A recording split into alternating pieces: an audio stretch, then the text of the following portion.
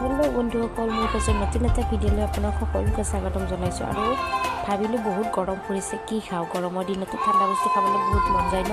সেইকাৰণে ভাবিলোঁ ঘৰতে তিয়ঁহ আছে আৰু তিয়ঁহ ছিঙি আনি এয়া কাটি কুটি বৰ ধুনীয়াকৈ লৈছোঁ। আৰু এইফালে ক'লা নিমখ আছিলে আৰু তাতে দুটা জলকীয়াও সানি দিছোঁ। আৰু জলকীয়া সানি দিছোঁ হয়, কিন্তু বেছি জাৰ নাই, মানে অলপ জাৰ হ'লে ভাল লাগে।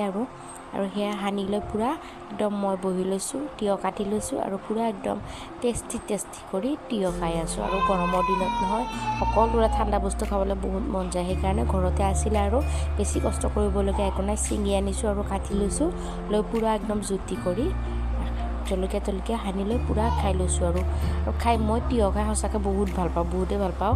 তিয়ঁহ মোৰ ফেভাৰেট হয় আৰু বহুত ধুনীয়া লাগিছে গৰমৰ দিনত নহয়, ঠাণ্ডা বস্তুৰে। আৰু পূৰা একদম তিয়ঁহ এয়া পূৰা জুতি কৰি অকলে খাই আছোঁ।